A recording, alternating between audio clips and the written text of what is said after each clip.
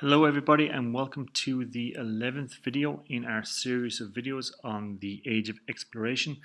So last time we looked at the Aztecs and their eventual demise at the hands of Cortes and his allies, and today we are going to look at another fascinating empire that existed on the continent of the Americas, the Incas, and their fall at the hands of a man called Francisco Pizarro, who also had more than a helping hand from the diseases that the Europeans brought.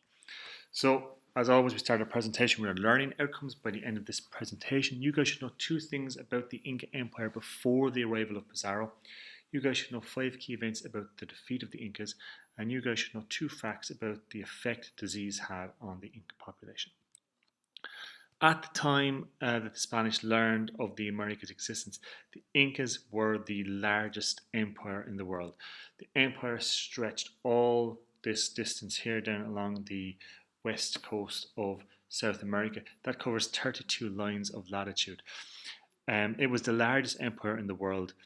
The Incas were the latest in a group of people who had come from the area around Lake Titicaca, as you can see here on the map.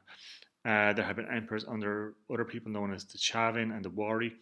However, the Incas were the most technologically advanced. The Incas were a small tribe who moved to this area here from Lake Titicaca to Cusco around 1200 AD. And in 1438, so about 200 years after they moved to this, another local tribe called the Chanca had tried to attack the Inca. The leader of the Inca ran away along with his eldest son, but his youngest son refused to run. And this young man is known to history and known to us today as PACHAKUTI. So PACHAKUTI, which means he who shakes the earth, defeated the Chanca, and when his father and older brother returned, they attempted to kill PACHAKUTI as he'd become too powerful.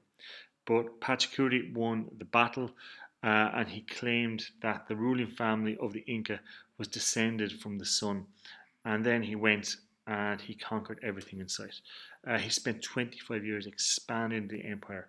The Inca Empire went from a tiny little tribal thing, as you can see here, and PACHAKUTI really extended them. You can see on the map there the red little dot. That's how much PACHAKUTI extended them, and he built such a strong empire that future emperors were able to build on it.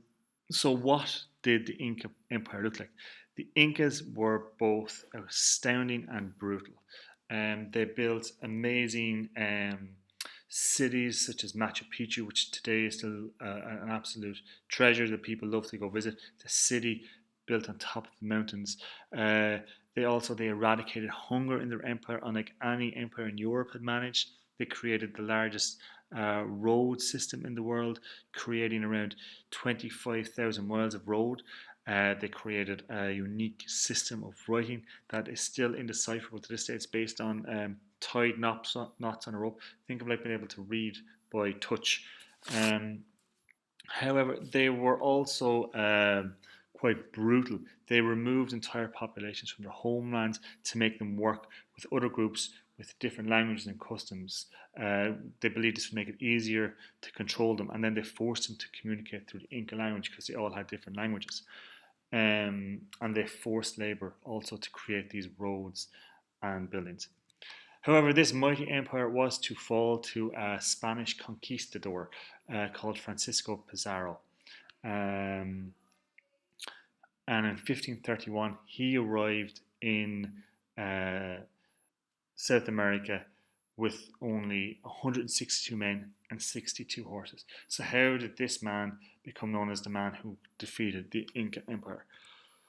Well, again, the biggest contribution, as always, is disease. There had been a smallpox outbreak in 1524, about 8 years before Pizarro came, where over 250,000 people died. And within 4 years, by 1528, half of the population of the Inca were dead. The disease carried from town to town on their fantastic road structure. That is 1 in 2 people of the entire civilization had died. On top of that, after the golden age of the Inca Empire, as you can see here, PACHAKUTI extended the empire, then Tupac Inca had gains in the orange highlighted areas, and his successor again had greater gains in the yellow highlighted areas. But after this golden age, a massive civil war in the Inca Empire broke out to see who would be the ruler, or the next Inca.